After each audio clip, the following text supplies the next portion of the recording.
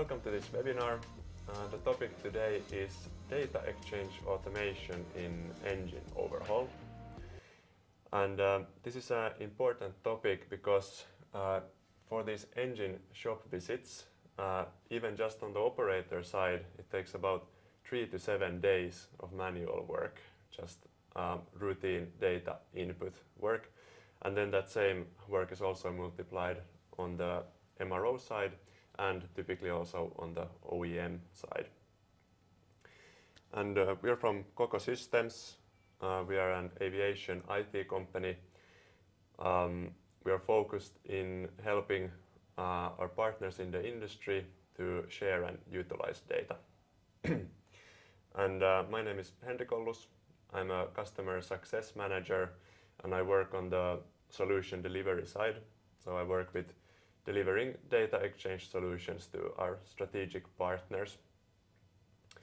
And the topic of the day is very dear to me because among other data exchange solutions, I work with engine overhaul data flow automation. And with me is my colleague Ilari Neitola, is the CTO of the company. Thank you, Henrik, very much.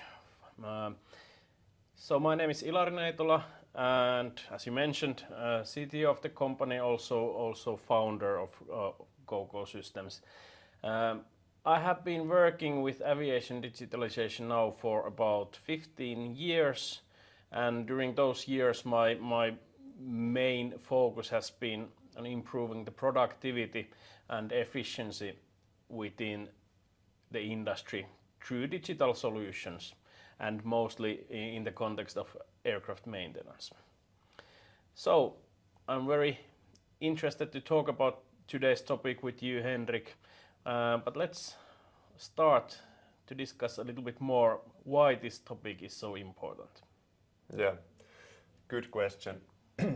So we chose this topic today because we feel that the industry is quite used to the old processes when it comes to data exchange, actually in general between different industry players, but now we're focusing on this engine overhaul because we see that there is a lot of potential value to achieve here.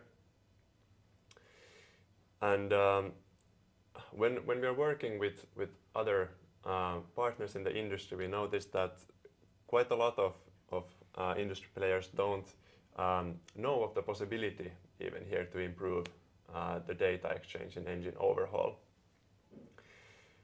And to give an idea of what this means, I'm going to explain a little bit about what the current process typically looks like.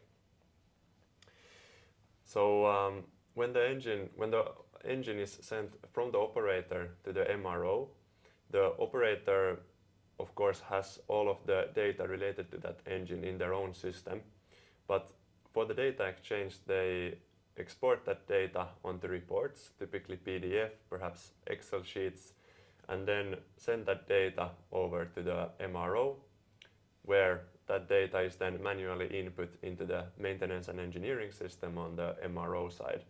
And typically here the OEM is also as a third party because they are also, it's also important for the OEM to maintain a digital twin of their engines, so they also input manually the same data. When the engine is then returned from the MRO to the operator, it's the same thing again. So that data from the MRO's maintenance and engineering system is exported onto most typically PDF documents and then sent to the operator and also to the OEM, where it's again manually input into the systems. So I think this gives an idea of how much there is to improve in this process and how much wasted time can be saved. It sounds like there's a good place for automation. Am I right? I think so. Yeah. So what could be achieved then through the automation or automating the processes? Of course, as Henrik described, there's a lot of manual work involved in the current way of doing things and doing the data exchange in the process. So the quite obvious one is to reduce the manual work, reduce the labor-intensive manual work involved in the process. So there's a big potential in there to achieve great work time savings. Also, as the manual work is reduced or even removed, it minimizes the total time required for the data exchange process. And this is important because extensive backlogs of pending data exports or imports, it might delay the maintenance activities down the line, as the data is always required in those processes. Yeah. So you mean the engine is just sitting there waiting for the paperwork to get done. Exactly, Yeah. exactly. Then when the automation is in place, the waiting times for the data, it's practically reduced to zero, and the process will flow then much better. Then the next big important thing here is the data quality and also the information security. And that's very important in this field where we are working in the aviation industry, as it directly affects the airworthiness as well. So we all are humans, we make mistakes now and then, and especially with this kind of very intensive manual data handling, going through lots of PDF files or Excels and importing the data to systems, it's quite natural that there will be data input errors along the process. So with the automation, those systematic human errors can be reduced or of course completely removed, but that's not all. There's also possibility to automatically validate the data, not just doing dummy format checks, but implementing different kind of more business rules to find out potential mistakes in the data that may become blockers later in the process.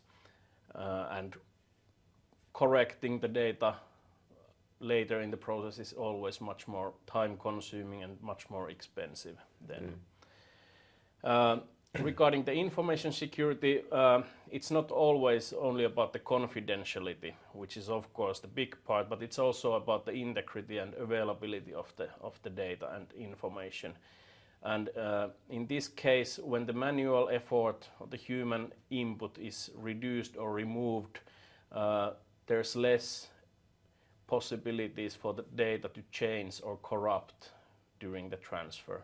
Also, the automatic and digital transfer allows us or the operators to implement different controls to validate and ensure that the data really hasn't changed during the exchange. So, those are the highlights of the, I would say, most important benefits there. But what do you see, Henrik, as the challenges then? Why the industry is not already there? So from my perspective, the biggest challenge is here that we have 3 involved parties, and all of these parties need to be committed to the project in order to implement a successful data exchange service. And what are the parties we are talking about here? Yeah. So here it is the operator and the MRO, and then as the third one we have the OEM, who is typically very much involved in these engine overhaul operations and also have vested interest in maintaining the data.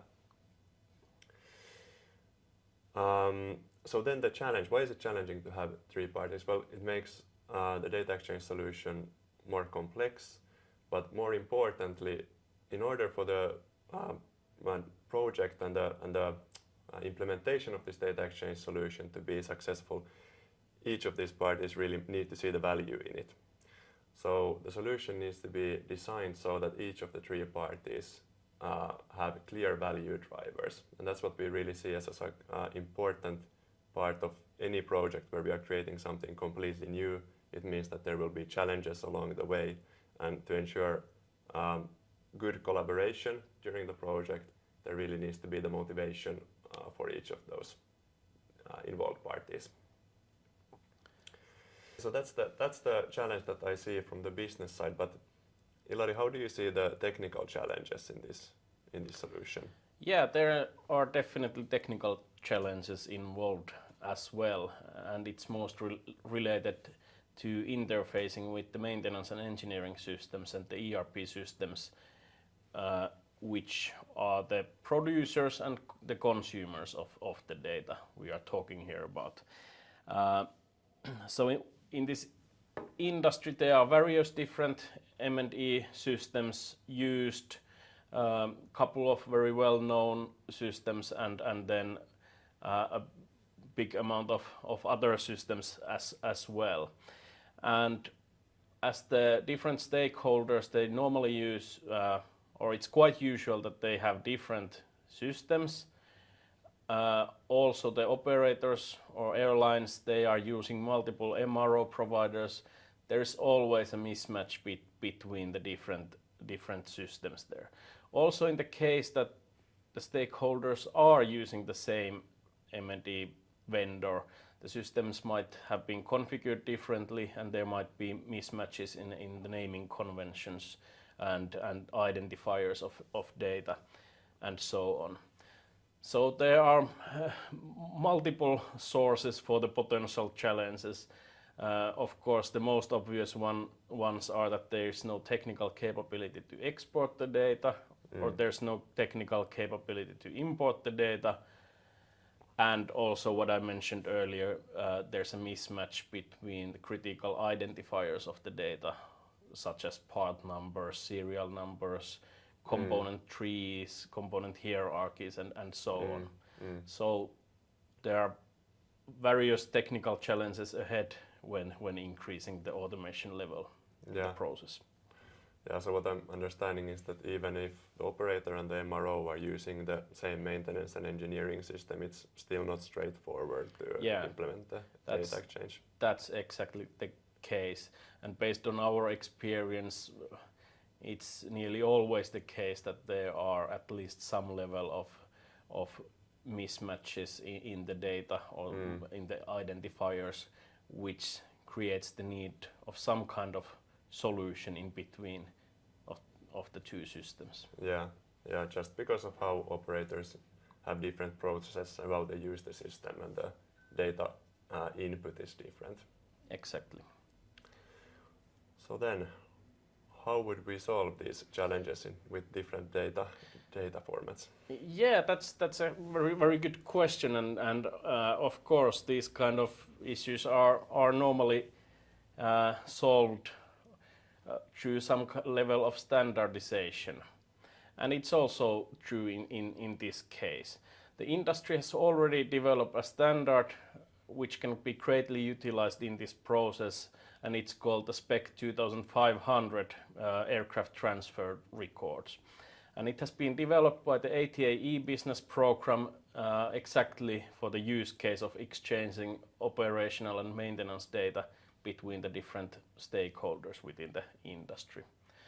The standard is very much focused exactly on the exchange between the external stakeholders like the operators and MROs or OEMs. So it involves as less as possible data regarding the internal processes, which normally has the biggest variation there between the different industry players. And yeah, using the standard or the Spec 2005 standard can help to remove the data mismatch between the different systems of different stakeholders, and it really can work as an enabler for this kind of automation in the engine overhauls as well. So would you say then that if you export the data in Spec 2500 format from one system and the other system has the capability to import it, that it's just so easy that you export the data and then import it to the other system? That's very good question, since in the normal real world that's normally not the case because of the earlier mentioned challenges regarding the data naming conventions, differences in the component hierarchies, trees or structures, identifiers and so on. So there's nearly always some level of middle processing required, which calls for a middleware integration solution between the systems. Also, another challenge there is that the level of implementation of the standard varies between the different M&E systems. So some of the systems already has a good support for the standard. Some of them not as good support or even no support at all. So the middleware solution can help also there if there's any other capability to get the data out from the system using, for example, some kind of reporting functionality or other interfaces. The middleware can do the transformation between the supported format of the M&E system and the Spec 2005 standard. So, Henrik, how do you see what is then needed in the real world to get this automation level increased within the industry? Yeah, that's a good question. I feel like so far we've been discussing challenges and enablers for the solution, but in a bit of a simplified way, how would this automation be implemented? So first we have the engine going from the operator to shop. So in the operator's maintenance and engineering system, we need to have a way to export the required data in a machine-readable format. And we need a middleware to transform that data so that it can then be ingested by the MRO's M&E system. And again, there is required then the capability to import the required data. And as you were just discussing this ATA Spec 2500, so if both the operator and the MRO maintenance and engineering systems have the Spec 2500 capability, this solution is much easier to implement, and the middleware software can be lighter than if there was more data transformation required. And typically adhering to Spec 2500 also improves the scope of the solution, so more data can be transferred than if we try to build something custom. And okay, so that's the data exchange solution between the operator and the MRO. But then typically we have the OEM as well involved. So again, that middleware solution can then pass the data flowing in both directions from the operator to the MRO and also from the MRO to the operator via the middleware to the OEM. And this is where the value is generated for the OEM, because nowadays when modern engines gather so much data, the OEM is very keen on maintaining a up-to-date digital twin based on that data. And also different kinds of engine leasing agreements are more common. Okay, so that is how the end solution would then look like. But one more thing I'd like to mention is that this is something new in the industry. Most MROs don't have this capability, most OEMs and operators don't yet have this capability. So when we're building something, a bit of a complex solution for the first time, it's important to do it iteratively. There's going to be a lot of unknowns, and trying to get the whole solution in place at once will be challenging. So I would recommend starting with a smaller scope of data and leave everything that is not the core functionality out of it first, and then improve upon the solution with time. And this is where it again helps if each of the three parties is really invested and motivated in the project.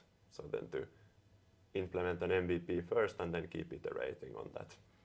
So Henrik, as you mentioned, the process is a little bit complex, and there's a lot of stakeholders involved, various M&E systems involved. So it sounds that there needs to be a clear champion or leader for leading the development and change. Who do you see that would be? Yeah, good question. So I have been talking a lot about these three involved parties in the data exchange solution. And in my point of view, the OEM is the best place to kind of champion the development of this data exchange solution. So the engine OEM typically has good relationship to their operator customers and also the MROs that are maintaining their engines. So it really makes sense for the OEM to design this, of course, together with the operators and the MRO to ensure that each of the parties' requirements are taken into account when designing the solution. But yeah, the OEM would be the best placed for that. So Ilari, we've been discussing this topic for a while. I think it would be a good time to kind of summarize the key points of what we discussed. So how would you summarize the status of this data exchange solution? Yeah, I would say that we are talking about an important or major topic here. As you mentioned in the beginning, that we are talking about 3 to 7 days of manual work per engine shop visit. So that's a big potential time saving. Also taking into account all the quality improvements, information security part there, which leads to the airworthiness improvements and so on. So it's an important topic, definitely. And I would say also that the industry currently is seeking for places for automating complicated processes, making the efficiency better across the whole life cycle of aircraft and engines and so on. So development effort should be taken in the near future. That's my view on this topic. Yeah, exactly. So, of course, with Ilari we have a shared vision of how we see that the industry will look like in the future when it comes to this engine overhaul automation. And we really believe that, let's say, in a 10 to 20 years time space, we would have most of the MROs and operators within this kind of automated data exchange. As we discussed, it's not going to be easy. Definitely, there will be someone needed championing this development, and a common standardization needs to be achieved. And we feel that this ATA Spec 2500 is the most natural one, as it is already available. Exactly. And I would also say that we have been talking a lot about this time savings and so on, but there definitely can be other benefits and other important point as well. And one thing comes to my mind is that for the MROs it can be even a competitive advantage to offer the capability to receive the data in Spec 2500 format and to be able to ingest that data and to provide the data out in the same format. And for the operators, for the airlines, it makes also possible to establish new MRO relationships if you are all talking the same technical language there. So the different opportunities are quite big there in many areas. Yeah, exactly. And as Ilari mentioned earlier, some M&E systems already have quite good capability, or Spec 2500 capabilities, and some M&E systems don't have that yet. But this development towards the standardization has already started.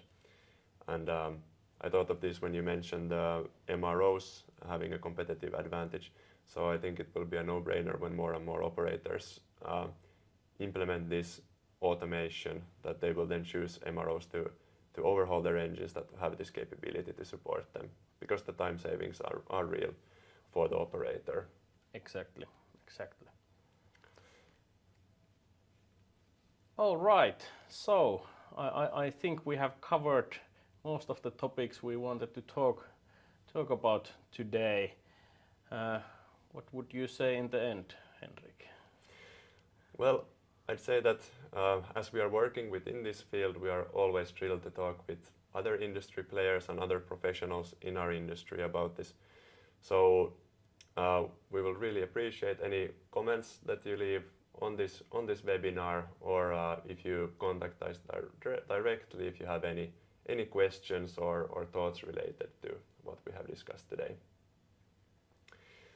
But yeah, from my part, thank you very much for attending the webinar. Yeah, thank you all, and thank you, Henrik. Yes, thank you, Ilari. See you in the following episode. Yeah.